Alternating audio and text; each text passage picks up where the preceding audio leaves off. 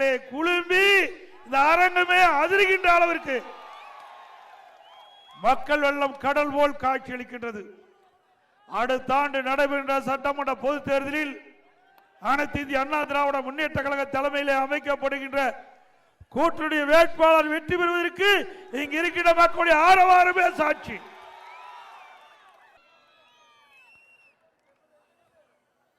இன்றைய தினம் ஸ்டாலின் ஆட்சி பொறுப்பேற்று 4 ஆண்டு நிறைவு பெற்று 5வது ஆண்டு இன்னைக்கு நடந்துகிட்டு இருக்குது.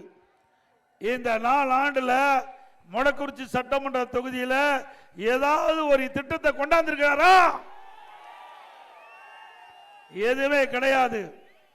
இன்னைக்கு திராவிட முன்னேற்ற கழகம் கட்சி 2021 சட்டமன்ற பொது தேர்தலில் இன்றைய முதலமைச்சர் இன்றைக்கு எதிர்கட்சி தலைவர் திராவிட முன்னேற்ற கழக தலைவராக இருக்கின்ற அந்த காலகட்டத்தில் சுமார் 525 அறிவிப்புகள் திராவிட முன்னேற்ற கழகத்தின் சார்பாக அறிவிக்கப்பட்டாங்க. அதுல சுமார் 10% அறிவிப்பு கூட இன்று வரை நிறைவேற்றப்படவில்லை. ஆனால் வேண்டுமென்றே திட்டமிட்ட ஒரு பொய்யான செய்தியை நாட்டு மக்களிடத்திலே இன்றைய முதலமைச்சர் தெரிவித்து வருகிறார்.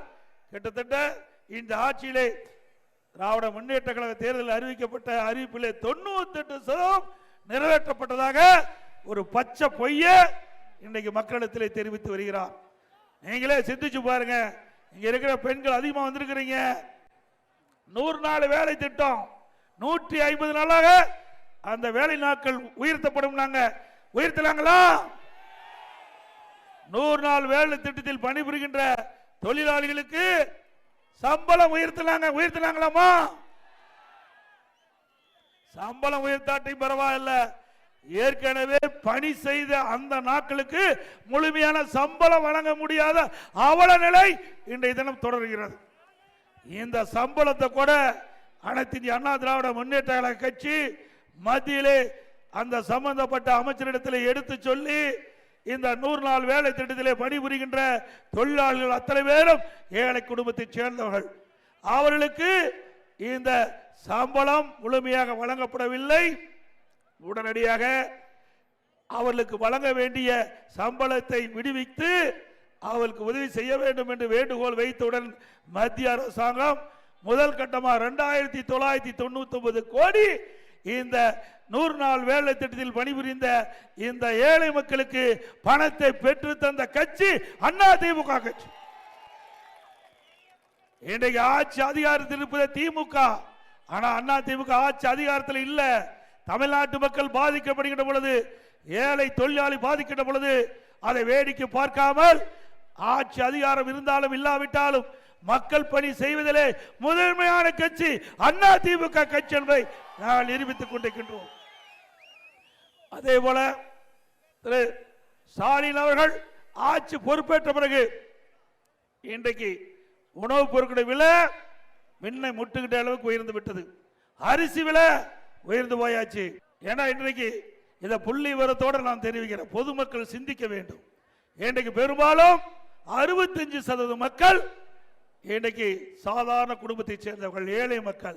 அவர் அன்றாட வேலைக்கு சென்றால்தான் அவர் வீட்டிலே அடுப்பு எரியும் என்ற நிலையிலே இருக்கின்ற அடித்தட்டு மக்கள் இன்றைக்கு இந்த ஆட்சியில் விலைவாசி உயர்வால கடுமையாக பாதிக்கப்பட்டிருக்கிறாங்க. இன்றைக்கு அதிமுக ஆட்சியில் பச்சரிசி சாப்பாட்டு அரிசி 1 கிலோ 50 ரூபாய்க்கு வித்தது. இன்றைக்கு திராவிட முன்னேற்ற கழக ஆட்சியில் 1 கிலோ 77 ரூபாய்க்கு விற்குது. அதாவது 1 கிலோவுக்கு 27 ரூபாய் அதிகமா இந்த ஆட்சியில் உயர்ந்திருக்குது. பொன்னி புழுங்கல் அரிசி 1 கிலோ அதிமுக ஆட்சியில் 50 ரூபாய், திமுக ஆட்சியில் 72 ரூபாய்க்கு விற்குது, 22 ரூபாய் அதிகம். இட்லி புழுங்கல் அரிசி 1 கிலோ 30 ரூபாய் அதிமுக ஆட்சியில், இன்றைக்கு திமுக ஆட்சியில் 48 ரூபாய்க்கு விற்குது, 18 ரூபாய் அதிகம். கடல் எண்ணெய் 1 கிலோ அதிமுக ஆட்சியில் 130 ரூபாய், இன்றைக்கு திராவிட முன்னேற்ற கழக ஆட்சியில் 190 ரூபாய்க்கு கடல் எண்ணெய் உயர்ந்திருக்குது. 1 கிலோ 60 ரூபாய் உயர்ந்திருக்குது கடல் எண்ணெயில 1 லிட்டருக்கு திமுக ஆட்சியில். நல்லெண்ணெய் 1 கிலோ அதிமுக ஆட்சியில் 250 ரூபாய், திமுக ஆட்சியில் 400 ரூபாய், கிட்டத்தட்ட 1 கிலோ 150 ரூபாய் திமுக ஆட்சியில் உயர்ந்திருக்குது. துவரம்பருப்பு 1 கிலோ அதிமுக ஆட்சியில் 74 ரூபாய், இன்றைக்கு திராவிட முன்னேற்ற கழக ஆட்சியில் 130 ரூபாய், 1 கிலோவுக்கு 56 ரூபாய் உயர்வு. உளுத்தம்பருப்பு 1 கிலோ அண்ணா திமுக ஆட்சியில் 79 ரூபா, திமுக ஆட்சியில் 120 ரூபா, இன்றைக்கு 41 ரூபா உயர்ந்திருக்குது.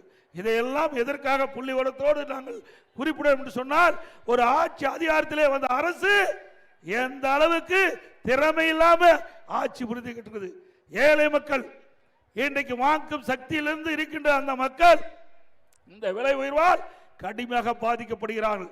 இந்த விலையை கட்டுப்படுத்துவதற்கு இந்த அரசாங்கம் எந்த முயற்சியும் எடுக்கவில்லை.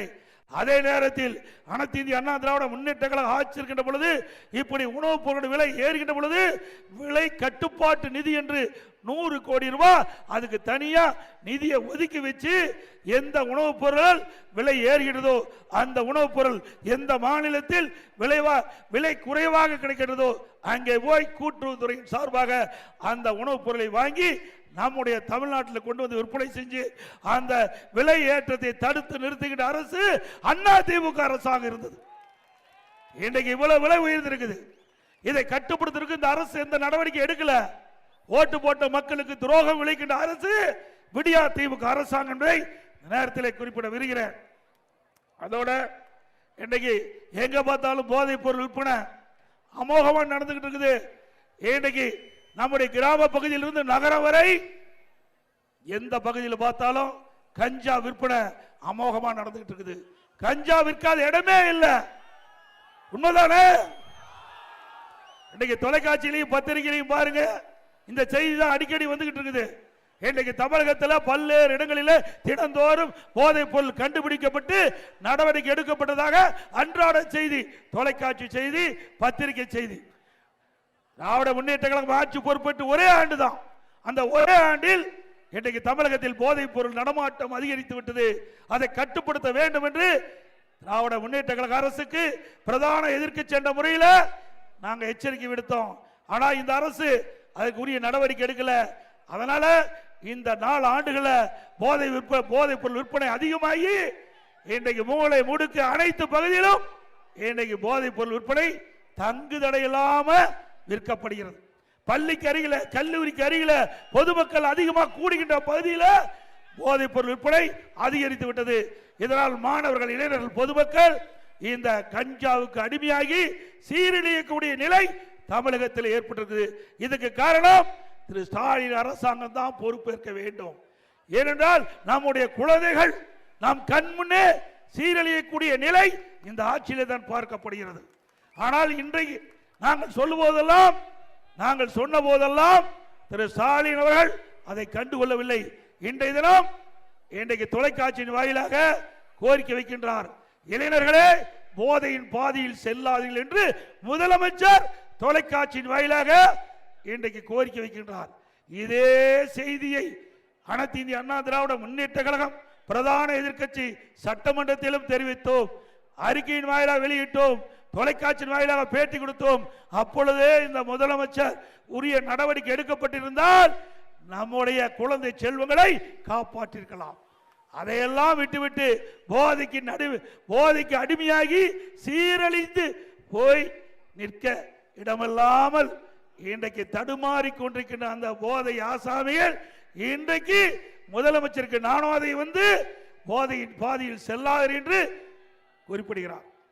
ஒரு திறமையற்ற முதலமைச்சர், ஒரு பொம்மை முதலமைச்சர், என்ன செய்வது என்று அறியாமல் நாட்டை ஆண்டு கொண்டிருக்கிற முதலமைச்சர் ஸ்டாலின் அவர்கள் என்பதை நேரத்தில் எண்ணி பார்க்க வேண்டும்.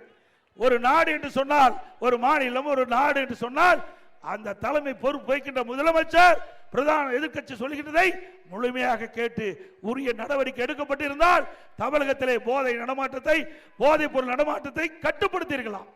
அப்பொழுதெல்லாம் அதற்கு உண்டான நடவடிக்கை எடுக்காத காரணத்தினால் இன்றைக்கு தமிழகம் இந்தியாவிலேயே போதைப் பொருள் விற்பனை நடைபெறுகின்ற மாநிலமாக உருவாகிவிட்டது என்பதை நேரத்தில் எண்ணி பார்க்க வேண்டும். அதோடு உங்களுக்கு எல்லாமே தெரியும், எல்லா துறையிலும் ஊழல் இல்லாத துறையே இல்லை, ஊழல் இல்லாத துறையே இல்லை. ஏற்கனவே திராவிட முன்னேற்ற கழகம் என்றால் ஊழல் என்றால் திராவிட முன்னேற்ற கழகம். திரு கருணாநிதி இருக்கும் போதே அரிசி பேர ஊழல், கோதுமை பேர ஊழல், வீரான ஊழல் என்று ஊழலுக்கு சொந்தம் ஏற்படுகின்ற ஒரே கட்சி திமுக கட்சி. ஊழல் என்றால் திமுக, திமுக என்றால் ஊழல், ஊழல் ஊற்றுகள் திமுக. இந்தியாவில் பல மாநிலம் இருக்கின்றது, இந்தியாவில் பல மாநிலம் இருக்கிறது. எந்த மாநிலத்திலும் ஊழலுக்காக கலைக்கப்பட்ட வரலாறு கிடையாது. ஊழலுக்காக கலைக்கப்பட்ட ஒரே அரசாங்கம் திமுக அரசாங்கம். அன்று ஏற்பட்டு இன்று வரை அந்த ஊழலை தடுக்க முடியல. திமுக ஆட்சி வருகின்ற பொழுதெல்லாம் எல்லா துறைகளிலும் ஊழல் கொடிகட்டி பறக்கின்ற என்பதை நாம் எண்ணி பார்க்க வேண்டும். உங்களுக்கு நல்லா தெரியும், டாஸ்மாக் ஊழல், டாஸ்மாக் முறைகேடு. இன்னைக்கு மத்தியில் இருக்கின்ற ஈடி டாஸ்மாக் முறைகேடு நடைபெற்றதாக அவர்கள் சோதனை நடத்தி சுமார் 1000 கோடி இந்த டாஸ்மாக் முறைகேடு நடைபெற்றதாக பத்திரிகையில் செய்தி வந்திருக்குது. அப்படி என்றால் இன்னும் எவ்வளவு எத்தனாயிரம் கோடி இந்த டாஸ்மாக் நிறுவனத்தில் ஊழல் நடைபெறுகிறது என்பதை எண்ணி பார்க்க வேண்டும். அது மட்டுமல்ல, 10 ரூபா உங்களுக்கு நல்லா தெரியும். இப்போது கூட இன்னைக்கு பத்திரிகையில செய்தி வந்திருக்குது, பத்திரிகையில செய்தி வந்திருக்குது, வேண்டுமென்றே திட்டமிட்டு எதிர்க்கட்சி தலைவர் தவறான செய்தி வெளியிடுறாருன்னு. நாங்க ஒன்றும் தவறா செய்தி வெளியிடல. இந்த 1 மாசமா தான் பாட்டில் லேபிள் ஒட்டி பாட்டில் திருப்பி கொடுத்தா 10 ரூபா திருப்பி கொடுக்கணும், இப்பதான் லேபிள் ஒட்டிக்கிறீங்க. இதுக்கு மிந்தி டாஸ்மாக் கடையில் வாங்கின பாட்டில் எவ்வளவு? ஒரு நாளைக்கு 1.5 கோடி பாட்டில் டாஸ்மாக் கடையில் விற்குது. அப்படி 1.5 கோடி பாட்டில் விற்கின்ற பொழுது ஒரு நாளைக்கு 15 கோடி அதுல மட்டும் வந்துகிட்டு இருக்குது. அதை மறைக்க பாக்குறாங்க. நிச்சயமா நடக்காது. மாசம் 450 கோடி, வருஷம் 5400 கோடி, 4 ஆண்டுல 22,000 கோடி பாட்டிலுக்கு 10 ரூபா டாஸ்மாக் கடையில் அதிகம் வாங்கினதுனால முறைகேடு நடந்த அரசாங்கம் திமுக அரசாங்கம். மறுக்க முடியுமா? 10 ரூபா வாங்கினாங்கல்ல, உண்மைதானே? திரு ஸ்டாலின் அவர்களே வேண்டுமென்றே திட்டமிட்டு அவதூறு செய்தியை பரப்பிட்டு வரீங்க. ஒன்று நடக்காது. அனைத்து இந்திய அண்ணா திராவிட முன்னேற்றங்களை ஆட்சி பற்றி பேசுங்க, பதில் சொல்ல தயார். சொல்ல முடியாது. மடியில கனமில்ல, வழியில பயம் இல்லை. எங்களுக்கு எந்த பயமும் கிடையாது. ஸ்டாலினுக்கு பயம் வந்து விட்டது.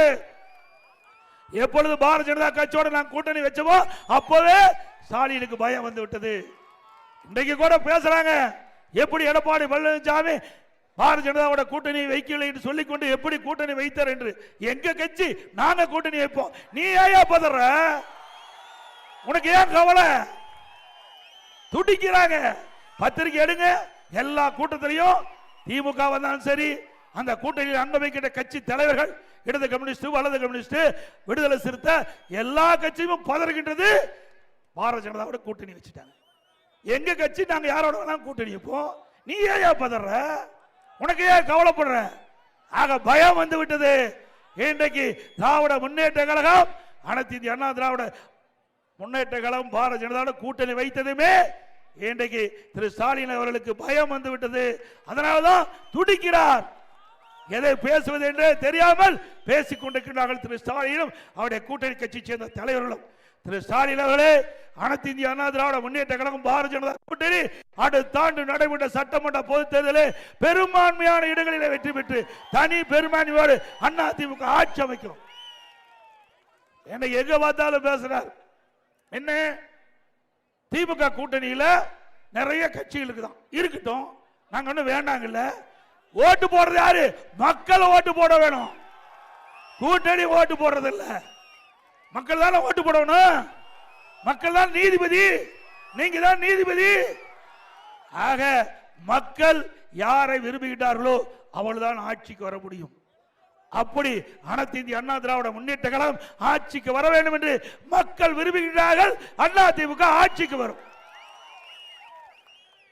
அது மட்டும் இல்ல, இன்னைக்கு காங்கிரஸ் கட்சியை பத்தி பேசுறார், அந்த தலைவர் பேசுறார். அவர் யாருன்னு உங்களுக்கு தெரியும். காங்கிரஸ் கட்சியில வேற யாருமே கிடைக்கல. 100 ஆண்டு விழா கண்ட கட்சி காங்கிரஸ் கட்சி. அந்த கட்சி 100 ஆண்டு விழா கண்ட கட்சி. பல கட்சிக்கு போயிட்டு வந்தவர்களாம் தலைவராக்கினா அந்த கட்சி தேய்ந்து கொண்டுதான் இருக்கும். ஆக அந்த கட்சியில விசுவாசமா இருந்து உழைத்தவர்களெல்லாம் அந்த இடமில்லை. ஆனால் திராவிட முன்னேற்ற கழகத்துக்கு யார் ஜால்ரா போடுறாங்களோ அவர்தான் காங்கிரஸ் கட்சிக்கு தலைவராக வர முடியும். அப்படித்தானே இருக்குது. ஆக காங்கிரஸ் கட்சி சேர்ந்த தலைவர் அவர்களே, அனைத்து இந்திய அண்ணா திராவிட முன்னேற்ற கழகத்தை பொறுத்த வரைக்கும் மக்கள் தான் எஜமானர்கள், மக்கள் தான் நீதிபதிகள். அவரை நம்புகிறோம். நாங்கள் வெற்றி பெறுவது உறுதி. அதே போல இன்றைக்கு விவசாய பெருங்குடி மக்கள் நிறைந்த பகுதி மொடக்குறிச்சி சட்டமன்ற தொகுதி, வேளாண் பெருமக்கள் நிறைந்த பகுதி, விவசாய தொழிலாளிகள் நிறைந்த பகுதி. இந்த வேளாண்மை சிறக்க வேண்டுவதற்காக அனைத்து இந்திய அண்ணா திராவிட முன்னேற்ற கழகம் அரசு பொழுது பல்வேறு திட்டங்களை கொண்டு நிறைவேற்றிடும்.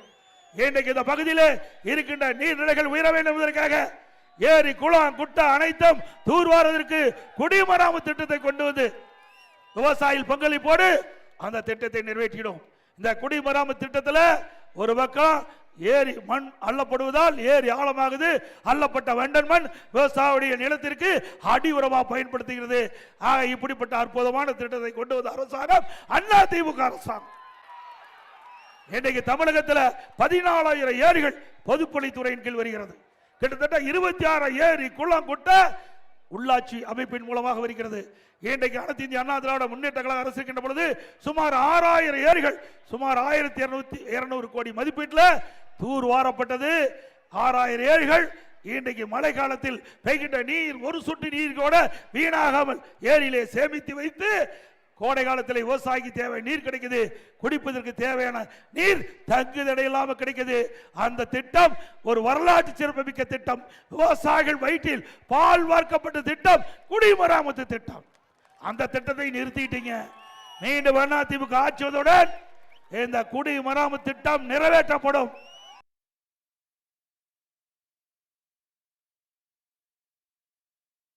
அதே போல விவசாயிகள் 5 ஆண்டு 2011-2021 வரை 5 ஆண்டு ஒரு பொற்கால ஆட்சியை நாட்டு மக்களுக்கு கொடுத்தோம். இந்த 5 ஆண்டுல நம்முடைய விவசாய பெருடு மக்கள் அவர்கள் தொடக்க வேளாண் கூட்டுறவு கடன் சங்கத்தில் வாங்கிய பயிர்கடன் 2 முறை தள்ளுபடி செஞ்சோம். விவசாயிகளுக்கு 2 முறை தள்ளுபடி செஞ்சோம் அண்ணா திமுக ஆட்சியில். அதனால விவசாயிகள் பயனடைந்தாங்க. அதே போல விவசாயியுடைய பம்பு செட் 24 மணி நேரம் மும்முனை மின்சாரத்தை கொடுத்து தங்குதடை இல்லாம விவசாயியுடைய பணி நடைபெற்றது. அதையும் இன்றைக்கு திராவிட முன்னேற்ற கழக ஆட்சி வருவது அதுக்கு ஷிப்ட் முறையில் இன்றைக்கு மின்சாரத்தை வழங்குவதாக அறிவிக்கப்பட்டிருக்கிறது. மீண்டும் அண்ணா திமுக ஆட்சி மலர்ந்தவுடன் 24 மணி நேரம் மும்முனை மின்சாரம் நம்முடைய மக்களுக்கு விவசாயிகளுடைய மக்களுக்கு கொடுக்கப்படும். அதோட விவசாய தொழிலாளர்கள் பசு வீடுகள் கொடுத்தோம். கறவை மாடுகள் விலையில, ஆடுகள் விலையில, கோழி. அதே போல ஏழை குடும்பத்தை சேர்ந்த முதியோர்களுக்கு முதியோர் உதவி திட்டம் அதுல அம்மா இருக்கும்போது 500 இருந்து 1000 உயர்த்தினாங்க. அண்ணா திமுக ஆட்சிக்கு வந்த பிறகு பல பேருக்கு முதியோர் உதவி திட்டத்தில் கிடைக்கவில்லை என்று புகார் வந்தவுடனே தமிழ்நாட்டில் இருக்கின்ற அந்த முதியோர்கள் யாரெல்லாம் தகுதியானவர்களோ அதெல்லாம் கணக்கிட்டு ஒரே நேரத்தில் சட்டப்பேரவையில் சட்டம் என்ற பேரவை 110 விதிகள் 5 லட்சம் முதியோர்களுக்கு முதியோர் உதவித்தொகை வழங்கப்படும் என்று அறிவிப்பு கொடுத்து 85% எங்களுடைய ஆட்சியில் நிறைவேற்றி கொடுத்தோம். இப்படி ஏழை மக்களுக்காக பல திட்டங்களை கொண்டு வந்து நிறைவேற்றப்பட்ட அரசு அண்ணா திமுக அரசாங்கம். அதே போல நம்முடைய மகளிர் சகோதரிகள் வேலைக்கு செல்கின்ற பொழுது குறித்த நாளைக்கு வேலைக்கு போக வேண்டும், வேலை முடிஞ்சு வீடு திரும்ப வேண்டும். அதற்காக அம்மா இருசக்கர வாகனம் வாங்குவதற்கு ஒவ்வொரு அம்மா இருசக்கர வாகனம் வாங்குவதற்கு 25,000 ரூபாய் மானியம் கொடுத்தோம். சுமார் 3 லட்சம் பேருக்கு கொடுப்பதாக அறிவித்து 90% மக்களுக்கு கொடுத்தோம். மீண்டும் அண்ணா திமுக ஆட்சி வந்தவுடன் அம்மா இருசக்கர வாகனம் நம்முடைய ஏழை பெண்களுக்கு வழங்கப்படும். அதே போல விவசாயிகள் தொடக்க கூட்டுறவு கடன் சங்கத்தில் பயிர்கடன் வாங்குவதற்கு இந்த அரசாங்கம் தர்மபுரியில் முதலமைச்சர் ஒரு திட்டத்தை தூக்கி வச்சார். இனி விவசாயிகள் கடன் பெறுவதா என்றால் ஆன்லைன்லேயே பதிவு செய்யலான்னு அவரு துவக்கி வச்சுட்டு போயிட்டாரு தர்மபுரியில். அதுக்கு பிறகு தமிழ்நாட்டுக்கிட்ட 4,500 தொடக்க வேளாண் கூட்டு சங்கத்தில் ஆன்லைன் வசதி செயல்படுத்தவில்லை. ஆனால் வேண்டும் என்ற திட்டம் மட்டும் விளம்பரப்படுத்துகின்ற அரசு தான் இந்த விடியா திமுக அரசு என்பதை நேரத்தில் சுட்டிக்காட்டி, அதே போல நல்ல இன்னைக்கு இந்த பகுதியில் ஏழை மக்கள் நிறைந்த பகுதி, விவசாய தொழிலாளி, அதே போல அருந்ததியர் மக்கள் அதிகமாக வசிக்கின்ற பகுதி. இந்த மக்களுடைய கோரிக்கை அந்த குடிசையில் வாழ்கின்ற அந்த அருந்ததியர் மக்கள், அதே போல பட்டியலின மக்கள் எங்களுக்கு அற்புதமான கான்கிரீட் வீடு என்று கேட்டுக்கிறீங்க. அதிமுக ஆட்சி வளர்ந்தவுடன் பல லட்சம் மதிப்புள்ள அற்புதமான கான்கிரீட் வீடு கூரையில வசிக்கின்றவர்களுக்கு வழங்கப்படும். அதே போல வீட்டு மனையே கிடையாது, வீட்டு மனை இல்ல, பட்டியல் மக்களுக்கு வீட்டு மனை இல்ல, அறுதியின மக்களுக்கு வீட்டு மனை இல்ல, தொழிலாளிக்கு ஏழை தொழிலாளிக்கு வீட்டு மனை இல்லை என்றால் அதிமுக அரசு அதற்கு தேவையான நிலத்தை அரசாங்கமே வாங்கி அற்புதமான கான்கிரீட் வீடு கட்டி கொடுக்கப்படும். அதோட அறுதியின மக்கள் அவளுக்கு 2-3 மகன்கள் இருந்தா திருமணமாகி தனி குடித்தனம் போகின்ற பொழுது அவளுக்கு இடம் இல்லாமல் வீட்டு மனை இல்லாமல் தவிக்கின்றார் என்ற செய்தி எங்களிடத்தில் தெரிவிக்கப்பட்டது. அப்படி 2-3 பேர் திருமணமாகி தனி குடித்தனம் போனால் அவர்களுக்கும் தனியாக நிலம் வாங்கி அற்புதமான கான்கிரீட் வீடு அந்த அறுதியின மக்கள் பட்டியலின மக்களுக்கு கட்டி தரப்படும். அதோட அதிமுக ஆட்சி இருக்கின்ற பொழுது நீங்க சிந்திக்க வேண்டும். கொரோனா காலம் கடுமையான சோதனையான நேரம். அந்த சோதனையான நேரத்தில் கூட மக்கள் துன்பப்படக்கூடாது என்பதற்காக ஓராண்டு ரேஷன் கடையில் விலையில அரிசி போட்டோம், விலையில சக்கரை போட்டோம், விலையில எண்ணெய் கொடுத்தோம். அது மட்டும் இல்ல குடும்பத்துக்கு 1000 பணமும் கொடுத்தோம் இல்லைங்க. அதே ஆண்டு தைப்பொங்கல் வந்தது, எல்லா குடும்பத்துக்கு 2500 பணமும் கொடுத்தோம். அந்த காலகட்டத்தில் நம்முடைய பள்ளிகள் மூடப்பட்டு விட்டது, கல்லூரி மூடப்பட்டு விட்டது. கல்லூரியில் படிக்கிற மாணவர்களுக்கு ஆன்லைனில் வகுப்பு, ஆன்லைனில் தேர்வு. நம்முடைய மாணவர்கள் சிறப்பாக பயின்று ஆன்லைனில் தேர்வு எழுதி பட்டம் பெற்றாங்க. பள்ளி மாணவர்களுக்கு ஆல் பாஸ் போட்டு கொடுத்தோம் நம்முடைய மாணவர்களுக்கு.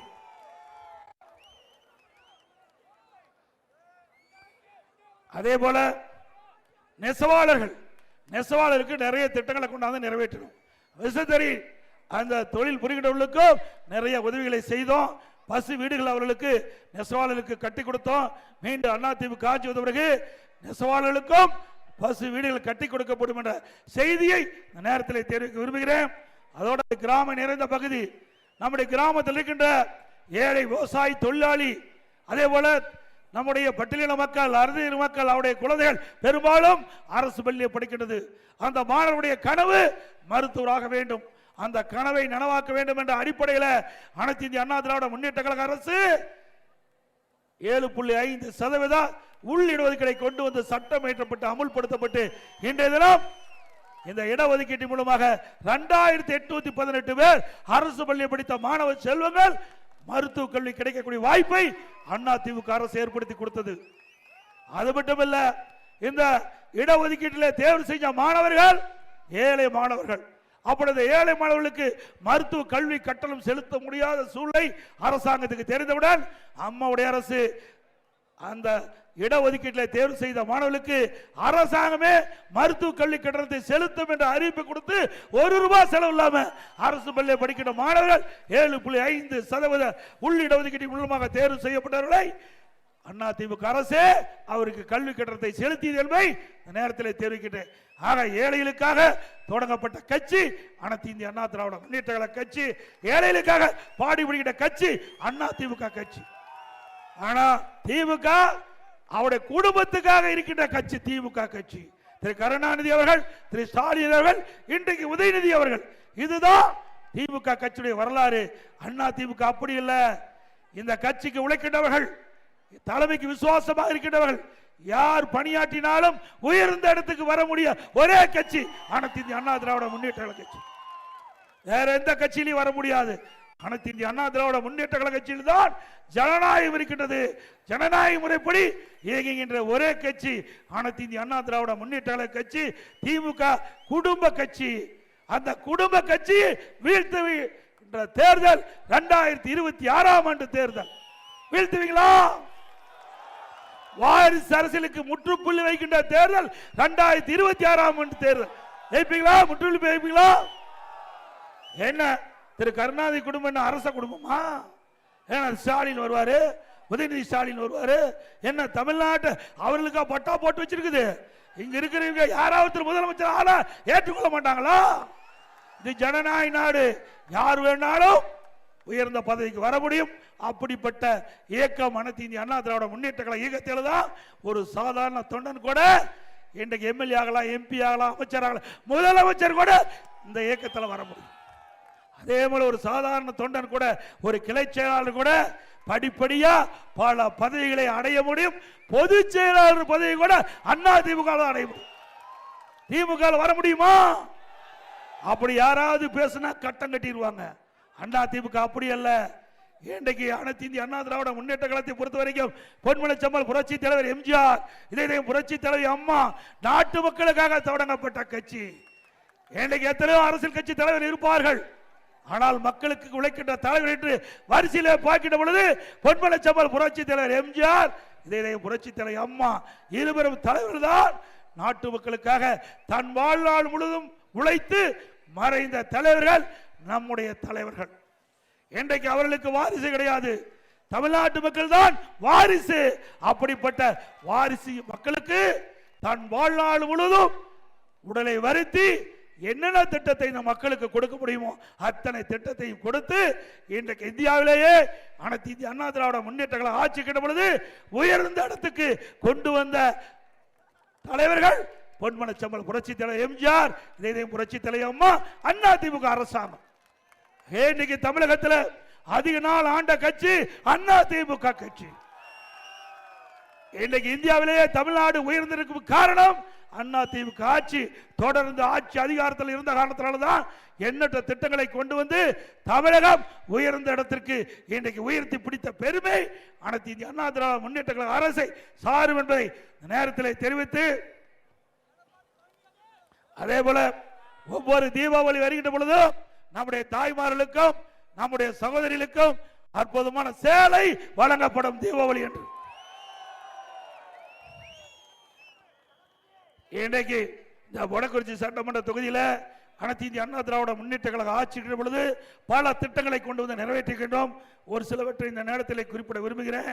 இந்த மக்களுடைய கோரிக்கை ஏற்று ஈரோடு தாலுகாவை 3ஆக பிரித்து ஈரோடு, முடக்குறிச்சி, கொடுமுடி என்ற 3 தாலுகாவை நிர்வாக வசதிக்காக மக்களுடைய கோரிக்கை ஏற்று பிரித்து கொடுத்த அரசு அண்ணா திமுக அரசு.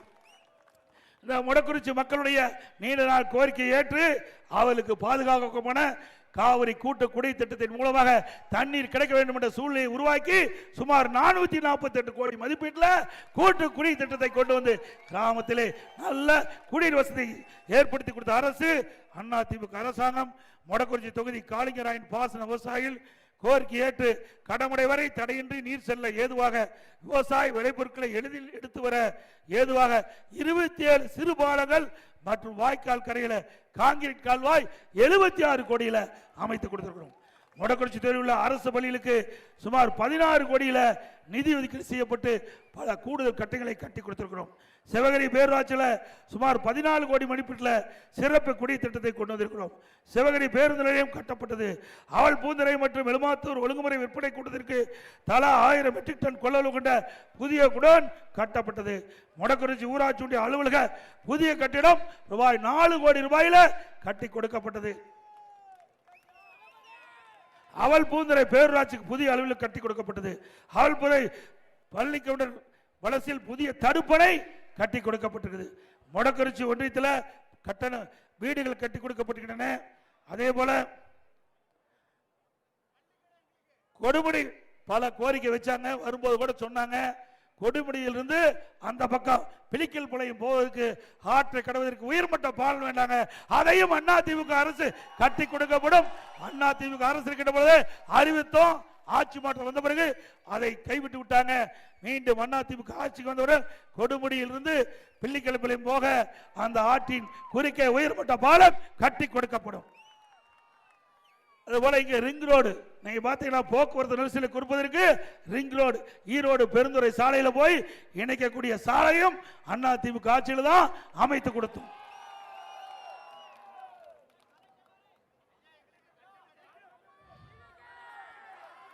அதே போல இன்னும் பல திட்டங்கள் நிறைவேற்ற வேண்டும் கோரிக்கை கொடுத்திருக்கிறீங்க.